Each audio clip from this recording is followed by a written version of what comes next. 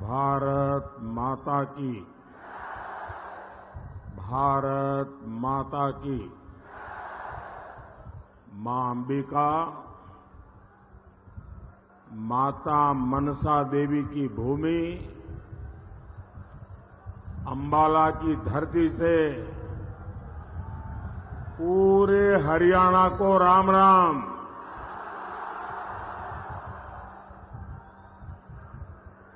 हरियाणा यानी हिम्मत, हरियाणा यानी हौसला,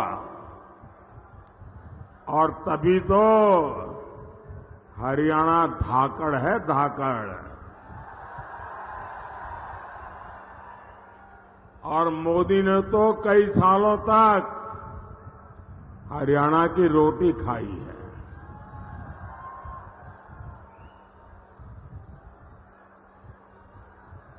और हरियाणा की तरह ही मोदी ने 10 साल तक सरकार भी धाकड़ चलाई है।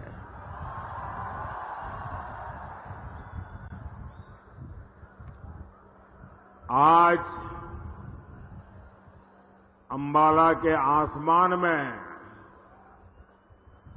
रफाल के विमान जब उड़ते हैं तो आपको गर्व होता है कि नहीं होता है? गर्व होता है कि नहीं होता है? साथियों, आज मैं आपसे अगले 5 साल के लिए आशीर्वाद मांगने के लिए आया हूं।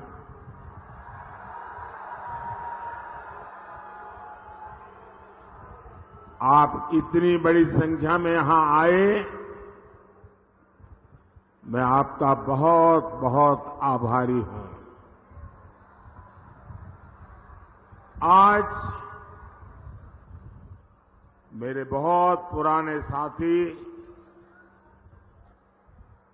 संगठन में भी काम किया, सरकार में भी काम किया, हमारे रतनलाल जी कटारिया जी की बरसी है। मैं उन्हें भी अपनी श्रद्धांजलि देता हूं। भाइयों और बहनों, 4 जून में अब सिर्फ 17 दिन बचे हैं। 4 चरणों के चुनाव में कांग्रेस और इंडी गठबंधन, ये उनके सारे साथी, सारे दल 4 चरण में चारों खाने चित्त हो चुके हैं।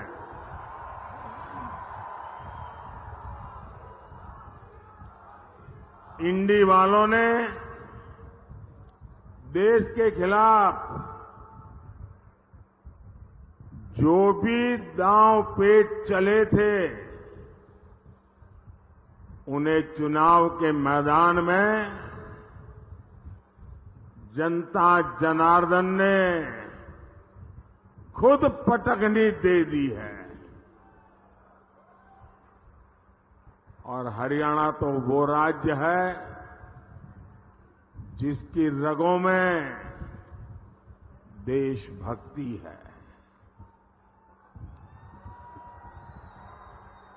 देश विरोधी ताकतों को हरियाणा अच्छी तरह जानता है, पहचानता है। और इसलिए हरियाणा का गांव-गांव, घर-घर एक ही आवाज में बोल रहा है, फिर एक बार, फिर एक बार, फिर एक बार। साथियों, जब देश में एक धाकड़ सरकार होती है तो दुश्मन भी कुछ करने से पहले 100 बार सोचता है।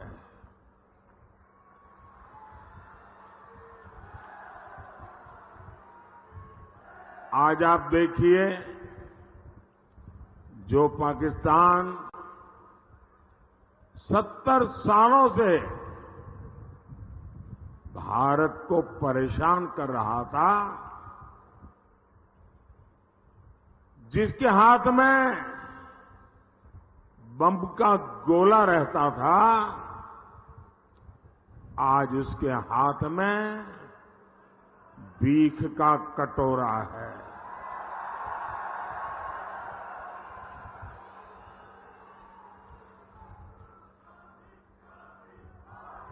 जब धाकड़ सरकार होती है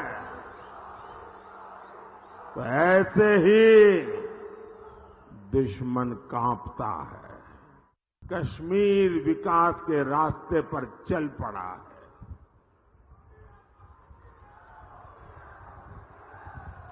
भाई और बहनों, कांग्रेस का इतिहास हमारी सेनाओं को, फौजियों को धोखा देने का रहा है। देश का पहला घोटाला कांग्रेस ने भारत की सेना में ही किया था। इस ट्रैक रिकॉर्ड को कांग्रेस जब तक सत्ता में रही, हमेशा नए नए घोटाले करके उसे उसने बनाए रखा। बोफोर्स घोटाला, पनडुब्बी घोटाला, हेलीकॉप्टर घोटाला, कांग्रेसी भारत की सेनाओं को कमजोर बनाकर रखते थे। जानते हैं क्यों? ताकि विदेश से हथियार मंगाने के नाम पर मोटी कमाई कर सके। हमारे सैनिकों की छोटी छोटी जरूरतों को तो ये कांग्रेसी पूछते तक नहीं थे। हमारे सैनिकों को कपड़े, जूते, बुलेट प्रूफ जैकेट, ये भी ठीक से नसीब नहीं होते थे। उनके पास अच्छी राइफलें तक नहीं थी। उन्हें लाठी देकर कहा जाता था कि आतंकियों की गोलियों का मुकाबला करो। और जब मोदी सरकार में आया तो उसने कहा अब ये नहीं चलेगा। मैंने भारत की सेनाओं को आत्मनिर्भर बनाने का अभियान शुरू किया। आज सेना को मेड इन इंडिया हथियार मिल रहे हैं। जो भारत कभी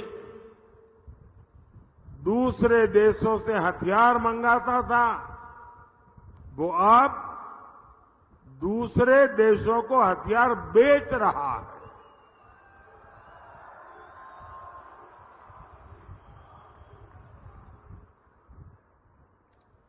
साथियों, कांग्रेस ने हमारे पूर्व सैनिकों के साथ भी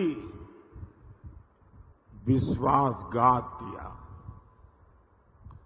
4 दशक तक कांग्रेस पूर्व सैनिकों को 1 रैंक 1 पेंशन के लिए तरसाती रही। और जब 2013 में उनको लगा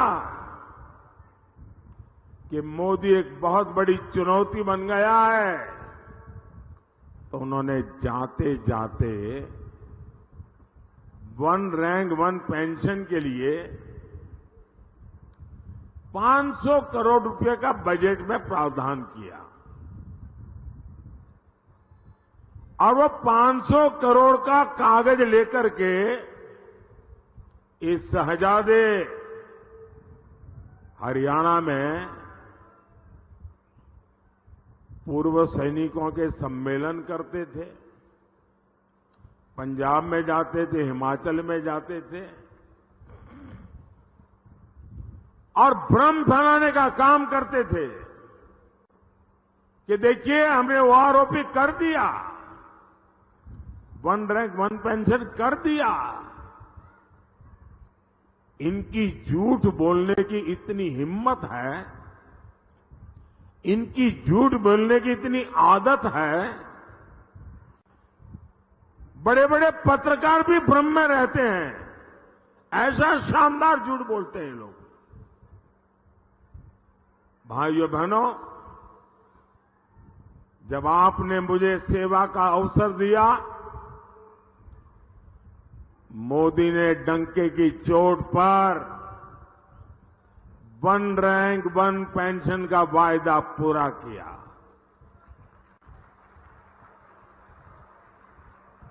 और जरा गांव-गांव पूर्व सैनिक परिवारों को बताइए कि कांग्रेस कैसा झूठ बोलती है। उन्होंने 500 करोड़ रखा था, हमारी सरकार ने जब ओआरओपी दिया तो कितना खर्च हुआ पता है? उन्होंने 500 करोड़ का खेल खेला था, हमने वन रैंक वन पेंशन दिया तो अब तक 1,20,000 करोड़ रुपए, उससे भी ज्यादा मोदी हर सैनिक की परिवार को पहुंचा चुका है। अब आप बताइए, 500 करोड़ कागज पे लिख करके देश के लिए जीने मरने वाले, देश के लिए जान की बाजी लगाने वाले, और हरियाणा कुरुक्षेत्र की धरती जहां सत्य विजयी होता है, उस धरती पर पूर्व सैनिकों के सामने झूठ बोलने का पाप किया था। हर परिवार की चिंता की है और मोदी हर परिवार की चिंता समझता है और इसीलिए ऐसे संवेदनशील निर्णय लेता है। साथियों, मोदी विकसित भारत का संकल्प लेकर निकला है और जब मैं विकसित भारत का संकल्प निकल के निकला हूं तब हरियाणा का मुझ पर बहुत अधिकार भी है, क्योंकि मेरी विकास यात्रा में हरियाणा के भी संस्कार है।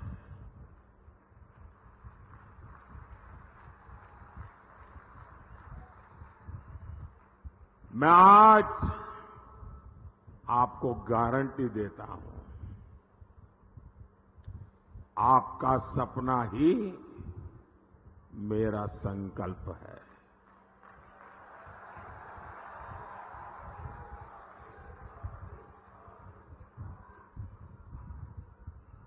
पल पल आपके नाम, पल पल देश के नाम।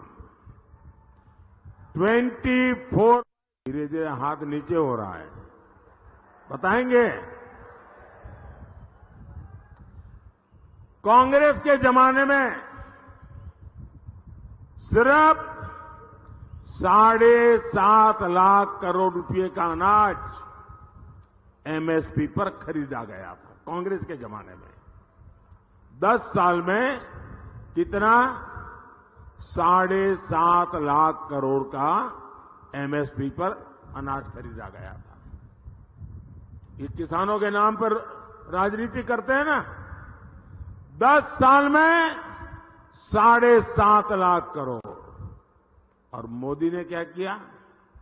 10 साल में 20 लाख करोड़ रुपए का एमएसपी में हमने किसानों से अनाज खरीदा है। यानी 3 गुना अनाज एमएसपी पर खरीदा गया है। और पहले तो पैसा मिलने में भी कई कई महीने लगते थे।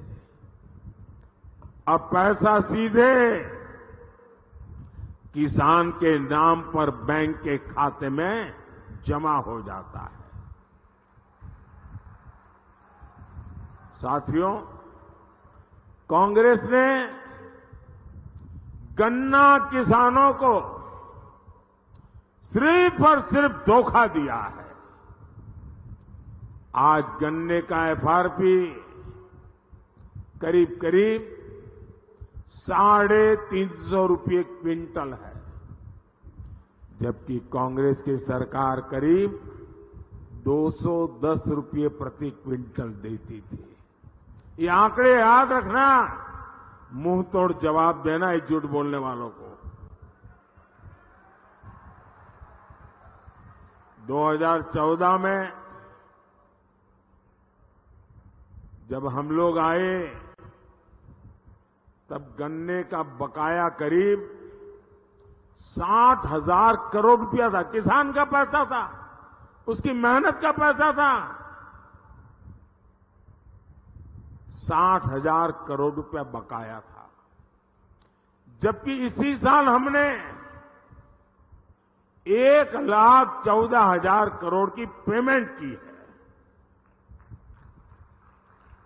यहां अंबाला, करनाल और कुरुक्षेत्र के किसानों को पीएम किसान सम्मान निधि के भी, मैं सिर्फ इसी इलाके का बोल रहा हूं, इसी एक इलाके में 650 करोड़ रुपए से ज्यादा किसानों के खाते में ट्रांसफर किए गए हैं। साथियों,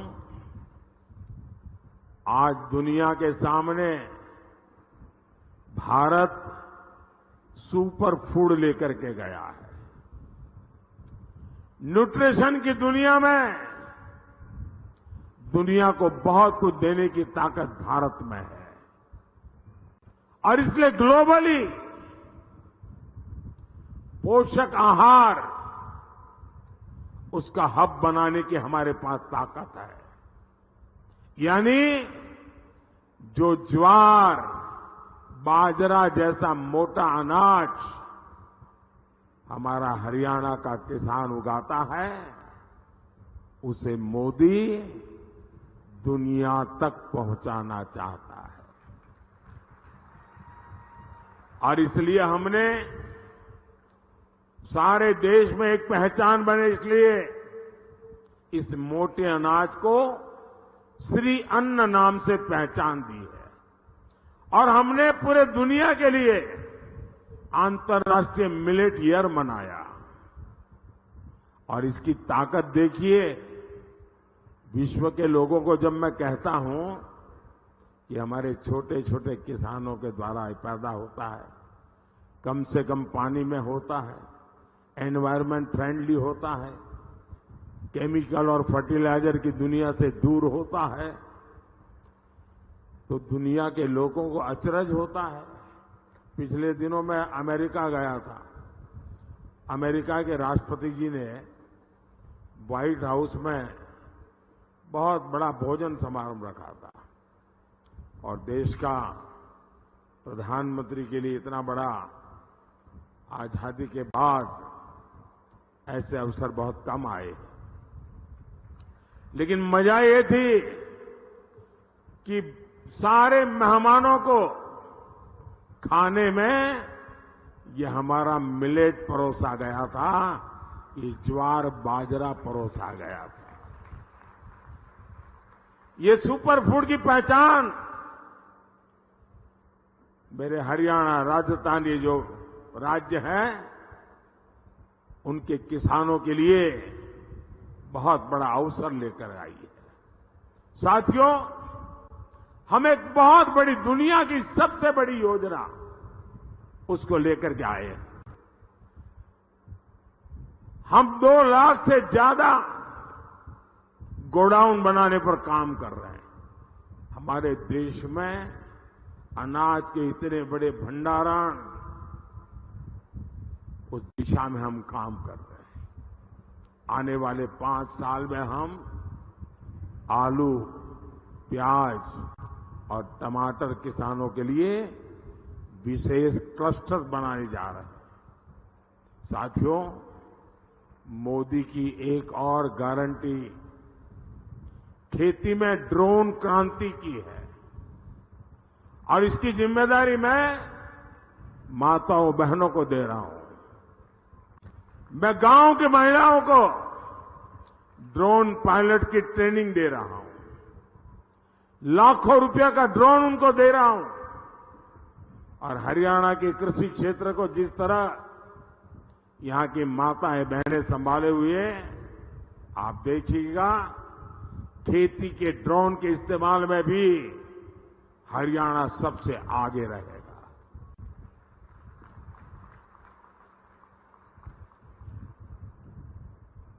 साथियों, खेलों की दुनिया में आज हरियाणा का इतना नाम है, तो उसके पीछे हमारी बेटियों की ताकत है। और मोदी ने बेटियों के लिए सैनिक स्कूलों के भी दरवाजे खोल दिए। अभी एनडीए में महिला कैडेट्स का जो पहला बैच ट्रेनिंग ले रहा है, उसमें बड़ी संख्या में हमारे हरियाणा की बेटियां हैं। साथियों, कांग्रेस को महिलाओं से, किसानों से, नौजवानों से कोई मतलब नहीं है। कांग्रेस को सिर्फ वोट से मतलब है। अब बताइए, दिल्ली और हरियाणा में हाथ में झाड़ू लेकर घूम रहे हैं और पंजाब में कह रहे हैं झाड़ू वाला चोर है। अब इन्होंने हरियाणा वालों को समझ क्या रखा है? भाइयों बहनों, इनके लिए वोट बैंक ही सब कुछ है। अब कांग्रेस के लोग कहते हैं कि एससी, एसटी, ओबीसी का आरक्षण धर्म के आधार पर बांट देंगे। ये दलितों का, पिछड़ों का आरक्षण छीन लेना चाहिए।